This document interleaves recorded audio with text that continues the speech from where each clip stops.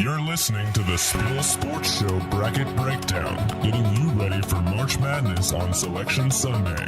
Let your voice be heard by tweeting at Spill Sports Show on Twitter. We are going to invent our own show. I call it the Spill Sports Show. There's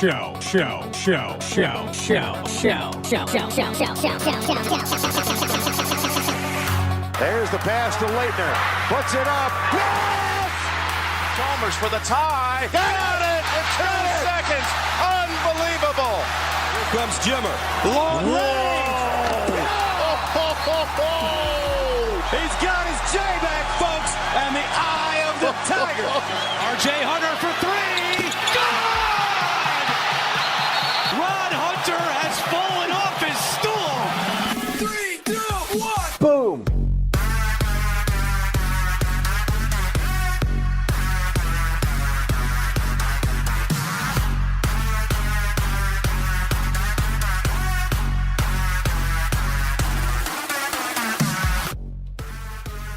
Welcome in. You're listening to the Spill Sports Show Bracket Breakdown. This is a special Sunday night edition here on KRNU2, and it's not just any Sunday, it's Selection Sunday. You watched the bracket reveal itself on the Selection Special on CBS just a half hour ago, and now we're breaking it down and giving you the best tips to make your bracket great, and more importantly, profitable. We are the royalty of radio roundtables. Alongside David Eickholt and Scott Ayers, I'm Matt Reynoldson, and we're talking about people that play games for you to win money. We're not CBS, so we won't keep you waiting on revealing the seeds. The number 1 seeds are Kansas in the South, North Carolina in the East, Oregon in the West, and Virginia in the Midwest. Guys, what are your opening thoughts on the top seed line? I can't believe Virginia got the 1 seed, guys. Michigan State absolutely deserved to be a 1 seed. They took down Purdue today 66-62, and right now, outside of Kansas, Michigan State might be playing the best basketball in the entire country. Denzel Valentine might win the Wooden Award because he is easily a top 2, top 3 player in the country, and Tom Izzo is absolute magic in March. So I'm not sure what the confusion's all about. Oregon, good for them. Happy they got the 1 seed, but Michigan State deserved it above anyone outside of Kansas. Honestly, I love the selection of the Oregon Ducks earning that number 1 seed after winning the Pac-12 championship. This is a team who really flew under the radar for most of the season and most of the conference championships. Not a lot of people knew that this was a top-tier basketball team until late in the season. So I love seeing them come in at the West. However, their matchups aren't going to be easy early on. But Kansas, North Carolina, I think everyone should have expected that. These two teams want to make a deep run into this year's postseason after kind of flopping out early on for both teams. And as you said, David, Virginia is one of those teams where you might have to go back and forth on. However, I do like the fact that both them and Michigan State are in the same bracket. So really only time will tell which team deserves that number 1 seed. You know what? I'm going to echo your thoughts there, Scotty. I don't think Virginia deserved that number 1 seed. Honestly, I think that's garbage. They had the number 3 RPI, but come on. If you don't win your conference tournament, I think winning your conference tournament it should be a lot more weight than RPI in the committee's decision. But that's why it's not up to me. I think Oregon definitely did deserve a number 1 seed. I predicted them to have a number 1 seed before the bracket came out. And I think they are. You're right, Scotty. A team that's really flying under the radar. Got a tough bracket, maybe a tough second-round possible matchup with St. Joe's, who won the A-10. You know, I think Oregon definitely deserves a number 1 seed, but I think you're right. Michigan State deserved that last number 1 seed, and this is not really the type of bracket we thought we'd see. You know, there's a couple matchups where we're a little tongue-tied on, I think, guys. We talked about it before the show. So it should be really interesting filling out our brackets. And you're looking at this. Michigan State has won 9 games in a row. They've won 13 out of their last 14. The only loss they had was at Purdue. They lost 82-81. And just listen to me. Here's some of the numbers for Michigan State. They're 26th in points per game. They're 6th in rebounding in the country. They're 1st in assists per game, and they're 17th in points allowed. And they've won 13 out of the last 14 and won their conference. There's no team, maybe besides Kansas, that is hotter than this team right now. Michigan State, remember, they're also 29-5. So there's nothing that really makes sense to me on why they're not a number 1 seed over Virginia, who I have not been that impressed by. They don't have a good road record, so I'm not going to be surprised if Virginia gets out in the first weekend. And don't forget about one of the best players in the country, Denzel Valentine, for this Michigan State team. He is a spectacle. Led the Big Ten in points per game and assists per game, and he was just a monster all year long. One thing that concerns me about Virginia is that you mentioned it, their road record, because you don't play the NCAA tournament at home. But Virginia knows how to win college basketball games. It's kind of the new formula for winning these college basketball games. Play tough defense, play games in the 40s and 50s, and then try and scrap it out at the end. But they do have a really good shooter, and his name is Malcolm Brogdon. He can really carry this team to new heights, but honestly, they could get upset by one of these mid-majors because they're a team that just tries to play the formula of college basketball instead of being uber talented. Because a lot of people predicted Virginia to go all the way last year, or at least in the Final Four. And remember, with no offense, and if your defense doesn't show up, remember, Tony Bennett also won AP Coach of the Year last year, and what did he do in March? Oh, all right, we're going to exit the round of 32. And they barely won their first-round matchup last year as a 1 seed. So I'm concerned about them. I wouldn't put them past the first weekend in March. I don't care who they play. Yeah, teams definitely need to have that it factor in March. You have to be ready and expect the unexpected. You have to be prepared for any Cinderella story. Guys, we were talking earlier, and sorry to jump ahead, Oklahoma got the 2 seed, and we were saying, you know what, this is a very good chance for the Sooners to make a way into the Final Four. However, if teams look forward and say, oh, this is a very winnable region, we can easily make it to the Final Four, that's when we see these Cinderella stories, these upsets to emerge. And teams just need to focus on one game at a time. It starts with coaching. The coaches have to get their guys mentally prepared for each round. You can't look ahead. You have to stay focused on the team you're playing.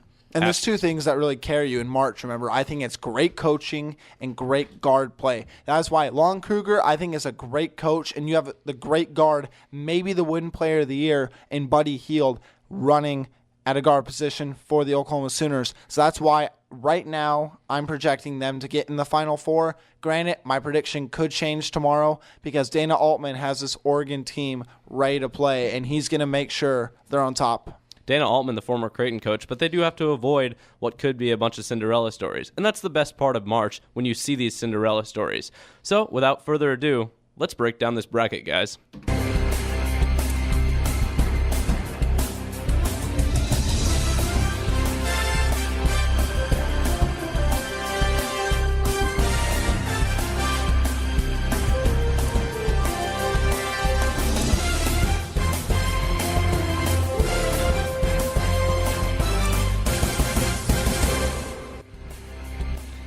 Guys, you know it's the best day of the year. It's Selection Sunday. It's Christmas. We love this. We love breaking down these brackets. So let's get started with the South bracket. Kansas, number 1 seed. They won the Big 12. They're the number 1 overall seed. They're 30-4 on the year.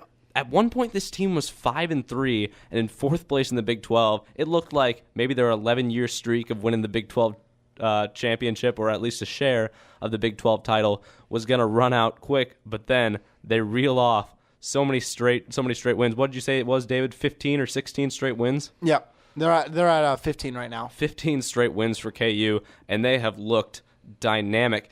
Guys, what are your thoughts on this team going into a tournament, and what will be a very tough bracket? All I'll say is, I think right now, though, the South is by far the toughest overall bracket. California, I believe, got overseeded at number 4. I think Maryland should have taken that spot. Maryland, obviously, one of the best starting 5, if not the best starting 5 in the entire country, but their depth has been a question. But Maryland is a very, very talented team who could very well come out of this region. Kansas, I'm not entirely convinced that they're ready to take the next step and get out of the first weekend. Bill Self is a magician at winning at home and winning the Big 12. He knows how to run that gauntlet. But my question is, outside of the Mario Chalmers year at Kansas, can Bill Self run this March Madness gauntlet? Because I have not been convinced. Perry Ellis has obviously had about 40 years of experience with this team, and we'll see if he can finally learn something and get them out of the first weekend. Kansas depth's a question to me. And right now, guys, I'm looking at UConn to beat Kansas in the 3rd round of this tournament. Yeah, it's really tough to see because Well, there'll be a second round matchup. Third round. Well, I mean, they changed the vernacular this year. They did? Yeah, okay. Which is nice. Let's. I did want to touch on that a couple weeks ago when that happened. I interned for 93.7 The Ticket, and I told the afternoon show host that they were cutting out the first four altogether when they were really just changing the vernacular. But it's good. I mean, they changed the vernacular. Yeah. It really is the first and second round. Nobody wants to say the third round and then go to the Sweet 16. Yeah, it didn't make sense in the first place. I thought it's kind of awkward. Yeah. But let's read off this bracket. In the first round for the South region, Kansas will be playing Austin P. 8 seed Colorado will be playing 9 seed Connecticut. Then we'll go down to the 5 seed Maryland taking on the 12th seed South Dakota State. The 4 seed California Bears taking on Hawaii. 6 seed Arizona playing the winner of Vanderbilt and Wichita State. The 3 seed Miami taking on Buffalo. The 7th seed Iowa taking on the 10th seed Temple. And the 2 seed Villanova taking on the 15 seed UNC Asheville. Do you guys have a favorite matchup in this bracket? Oh, well, there's a couple that come to mind. Mm-hmm. I like this Colorado-UConn matchup, 8 versus 9. UConn Huskies obviously coming off a huge American Conference win. A lot of people are saying this team wasn't going to make the tournament early on, but because of their hard play, a 4 overtime victory over Cincinnati that really propelled them for the rest of the American Athletic Tournament, that really has given them a lot of momentum. But this Colorado team has fought hard, they've played tough, and they've led Colorado to it's helped lead them to a tournament appearance that, they want to make a name for themselves here in this tournament. A lot of people don't give the West Coast a whole lot of love in terms of basketball, and this year is nothing different. So I think Colorado's going to try to make some changes. Then you also look at a game like California and Hawaii. California has 3 players who could be first-round draft picks, but Hawaii, don't count out those Hawaiians, because 29-5 or 29-4 on the season, Hawaii had a fantastic season. It's going to be a fun game to watch to see how Hawaii can handle, a Major 5 conference team. And keep in mind, Hawaii is the team that only lost by 3 against Oklahoma earlier in the year when Oklahoma was really on top of their game just before non-conference season. I agree with both those matchups. Those are definitely my 2 favorite matchups. Stefan Janovic from Hawaii is an absolute stud. I'm super excited to see Hawaii play this game. Because right now, if you check my Twitter, if you follow me on Twitter, I did put Hawaii as a Sharpie. California is overseeded. Jaylen Brown, outstanding player, he'll be in the NBA. Ivan Rabb, outstanding player, will be in the NBA. But I'm not ready to say that California is ready to win this game against Hawaii, who again is a very, very talented team. Another game I'd watch out for. Really tempted to pick South Dakota State over Maryland. South Dakota State is underseeded. Maryland may have gotten hosed because keep in mind the most upsets typically happen between the 5 and the 12 matchup, and I think this is the one this year that could absolutely happen. I like what you're looking at there with the South Dakota State Maryland matchup.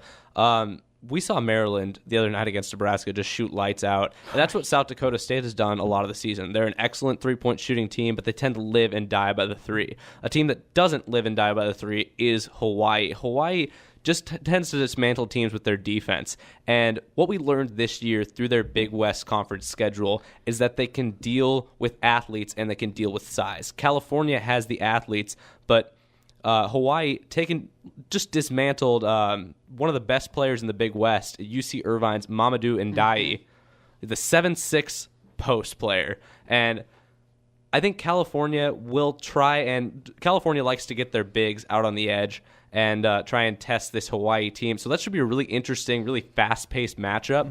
I'm going to say don't expect perfect basketball in this game, because when 2 fast teams go against each other, it's bound to get sloppy at some point. And from what I've seen from California this year, they've looked sloppy. Yes, Jaylen Brown's great. Ivan Rabb is great. But who do they have supporting them? Freshmen. They're an inexperienced team. They weren't in the NCAA tournament last year, and most people were surprised that they even got a top 6 seed, much less a 4 seed. So I think they're very overseeded as a 4, and I think Hawaii is really looking to come into this matchup against a fellow West Coast team. I guess a fellow West Coast team. Hawaii's out somewhere in the middle of the Pacific Ocean. But against a team from an area they're very familiar with, and play that brand of basketball that can upset this California team. I think another game we need to look at is Vanderbilt and Wichita State. I think it's in a the first four, but that might be the best first four matchup that's come into existence since the first four has been in play. Vanderbilt is a team, yes, they finished third in the SEC, but they have underachieved all year. A lot of people even picked them to win the SEC, if not at least finish second. They're 19-13. I've had a lot of close losses.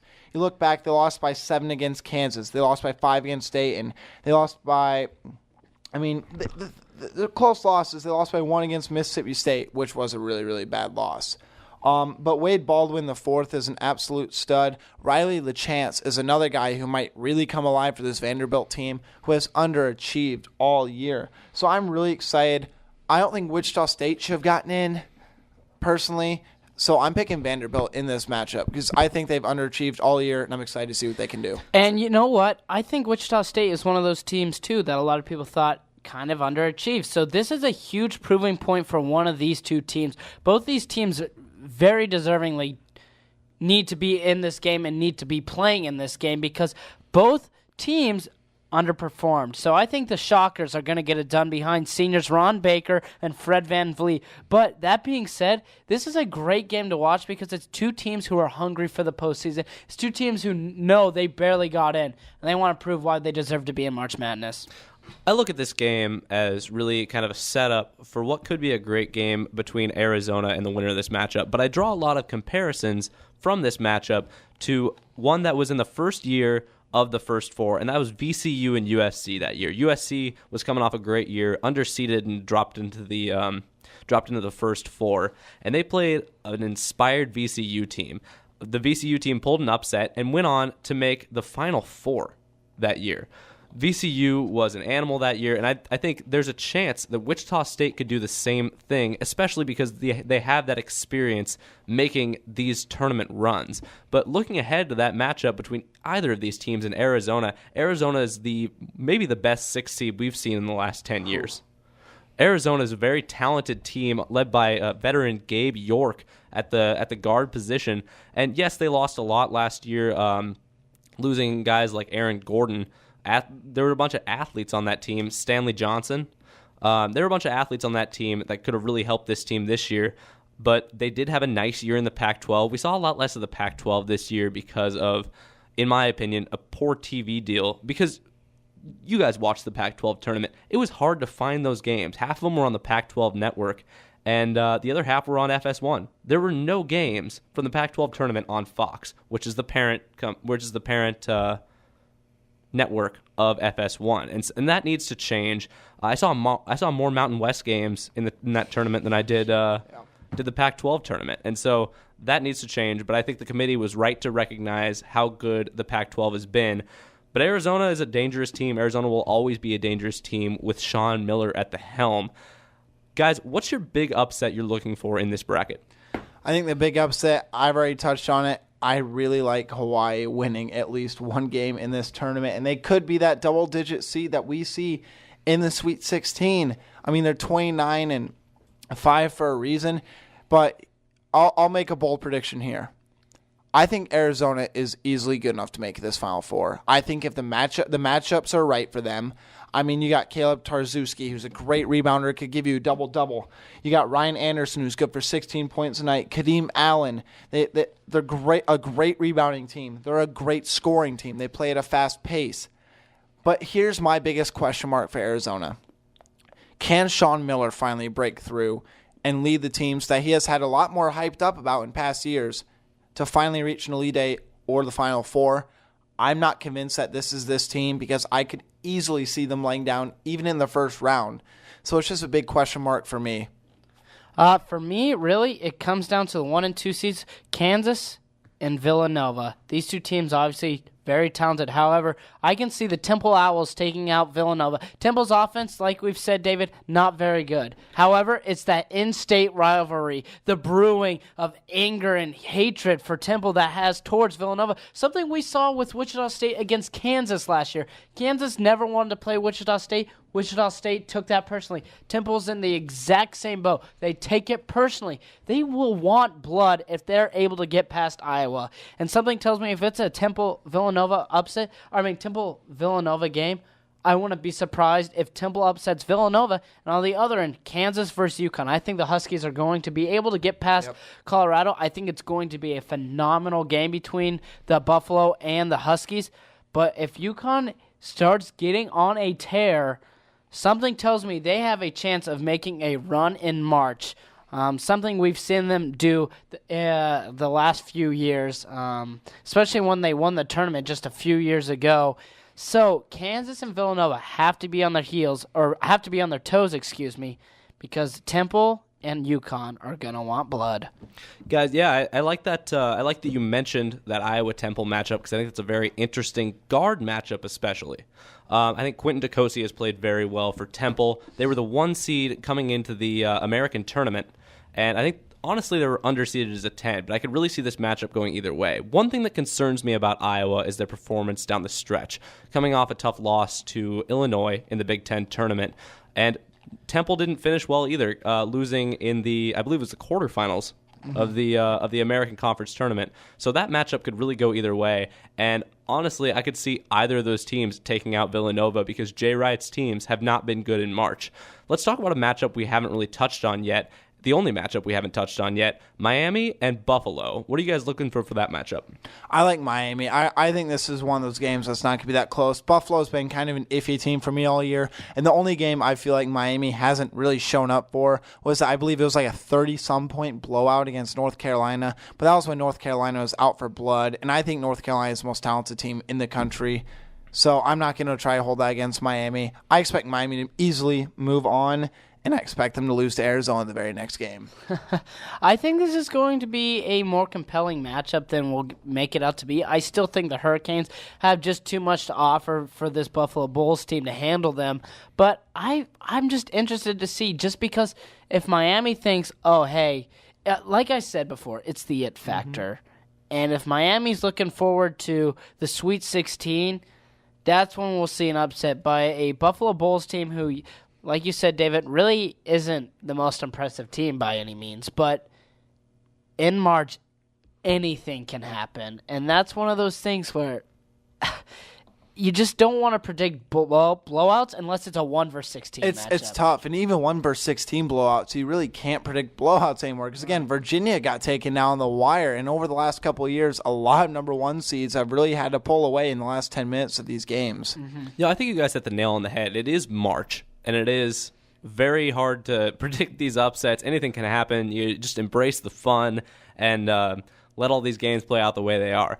But if there's any 3-14 matchup that I would be shocked if there was an upset, and it would be this one. Frankly, when I saw Buffalo on the 14 line, it's hard to get overseeded as a 14 seed, and I think Buffalo was overseeded in this one. Yeah. They made a nice run in the MAC tournament, but they don't deserve. They're probably easily the weakest 14 seed in the field, and I didn't really think they deserved a shot to play a 3 seed and pull a possible first round upset. Yeah.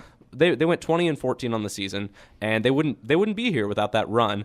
I mean, obviously, these mid-major conference tournament champions, obviously none of them would be here, or a lot of them wouldn't be here without a nice run through their conference tournament.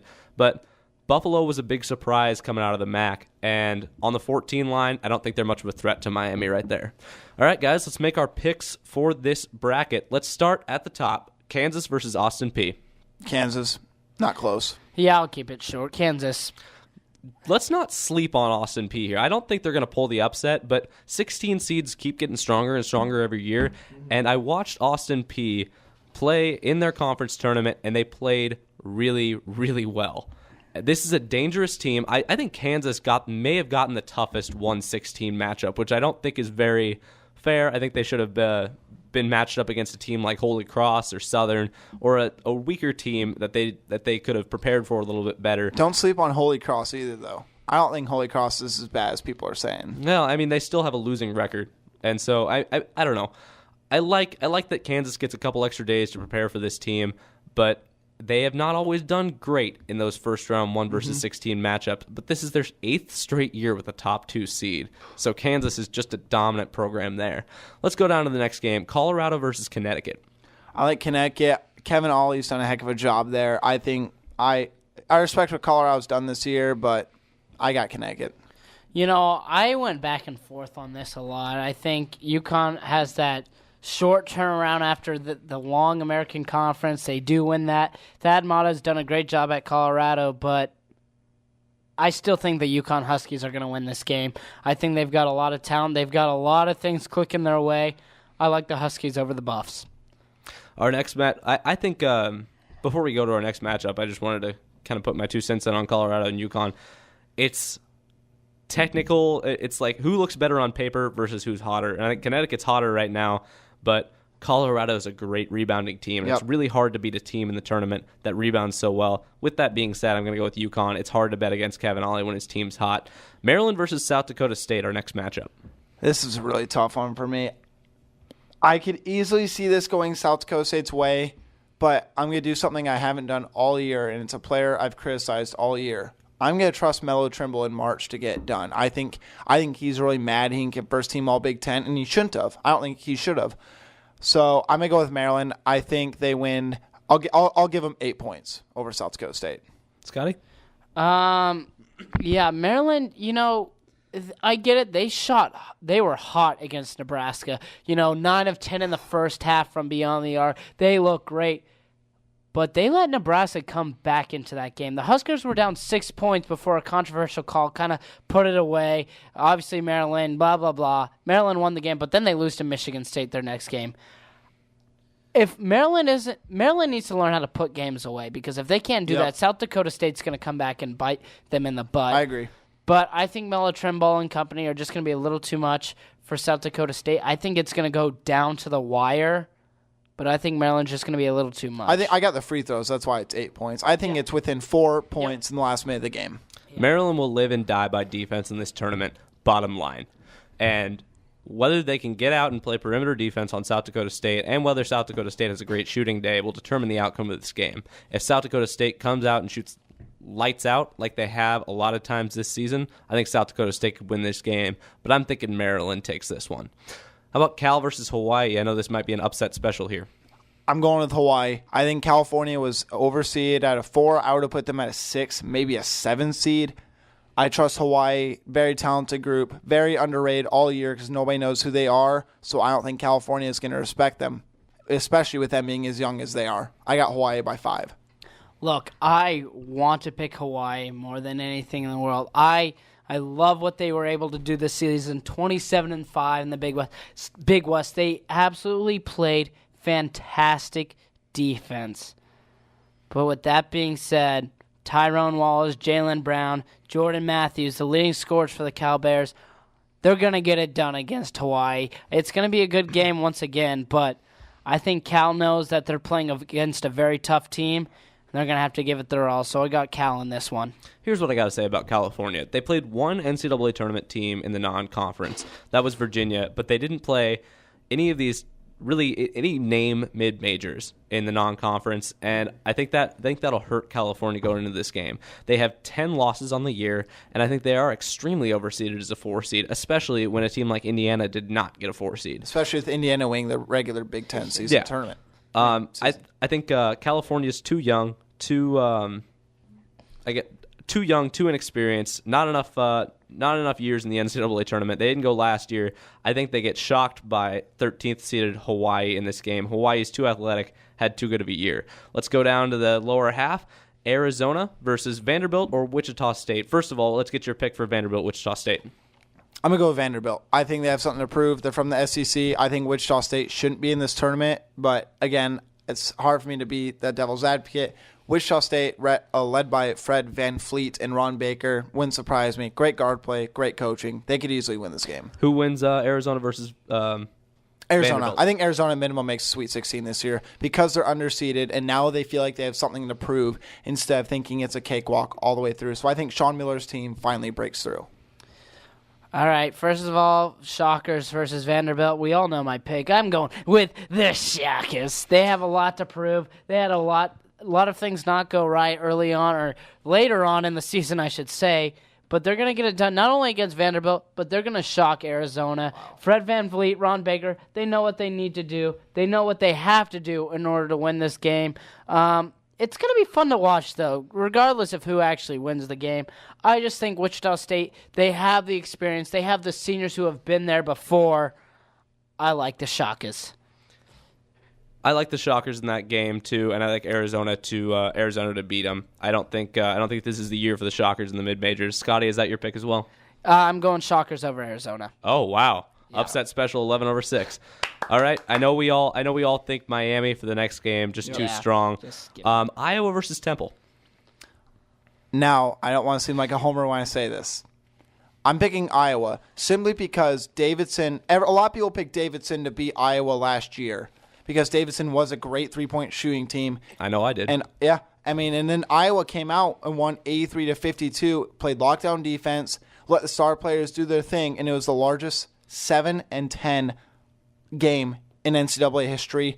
I'm not expecting a similar result in that sort of fashion.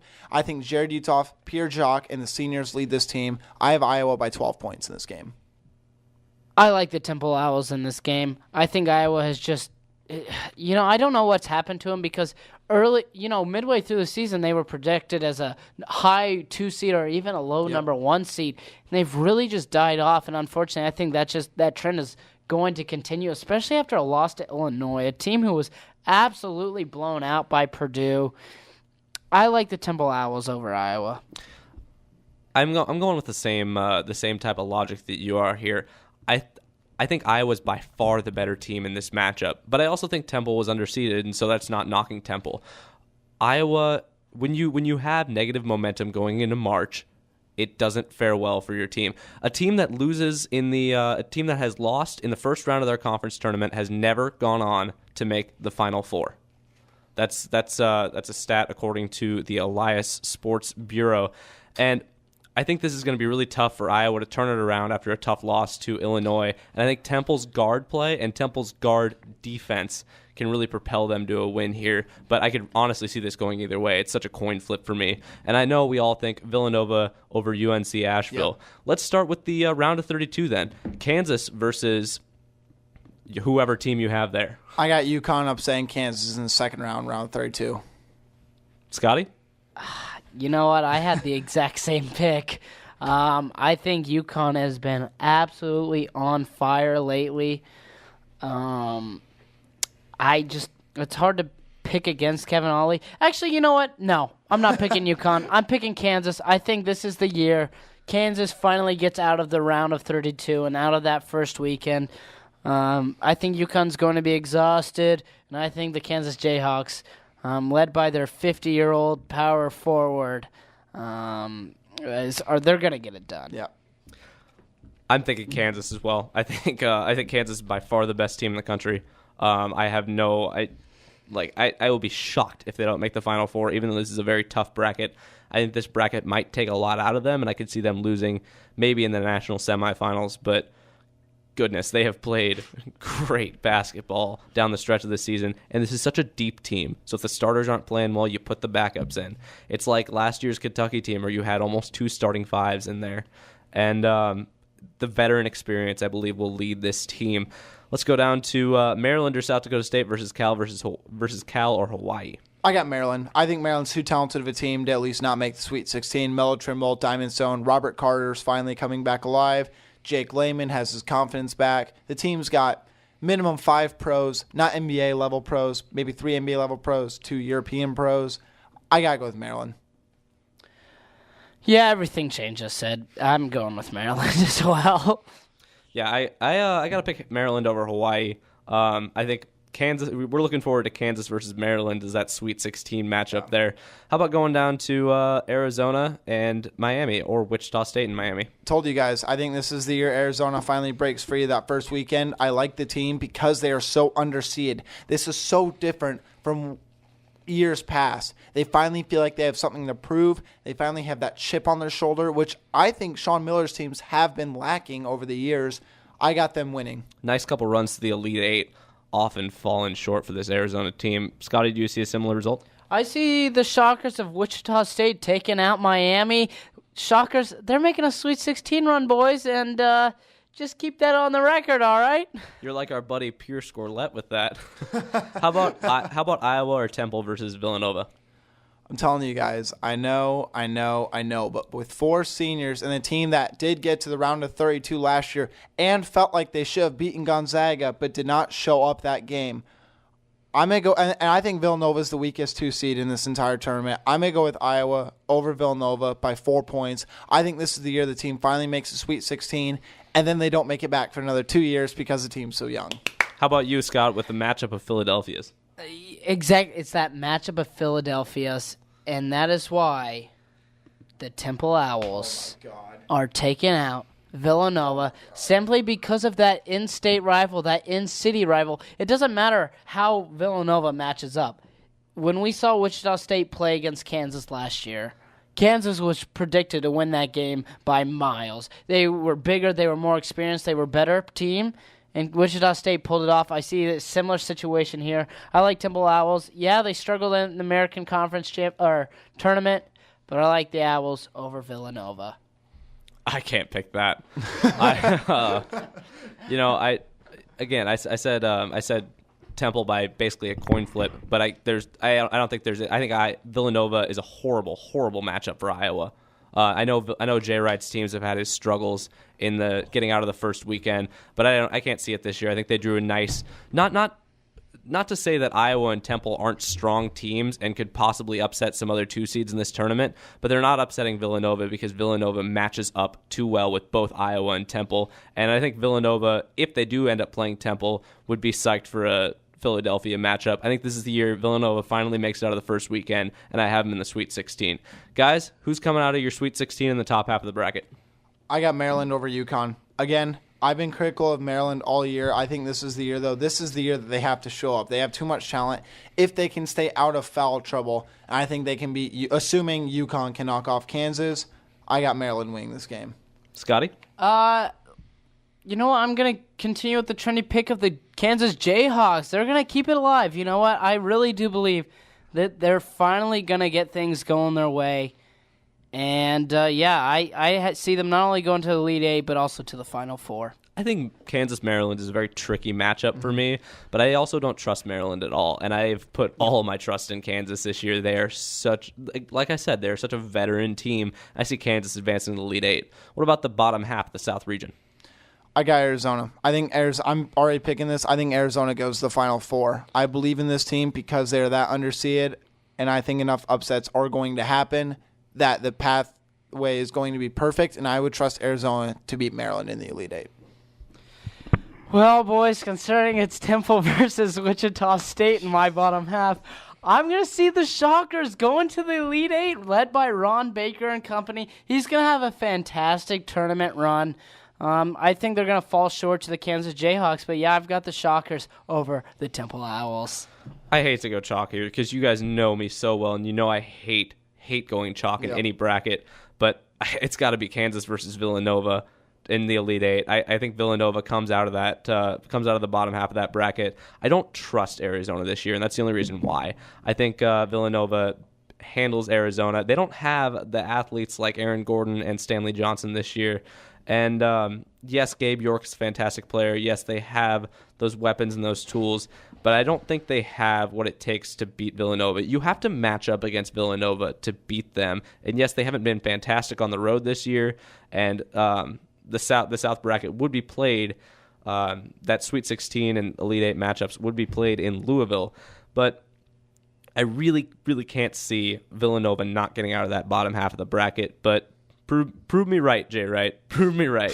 Elite Eight. Who's coming out? Who is the South Region champion before we go to break? As you guys just heard, I think this is Arizona's year. I think they have a lot of talent. I think they're a very versatile team. And if they play up to their potential, which is the big if for me, I got Arizona coming out. Rock Chalk Jayhawks. Rock Chalk Jayhawk.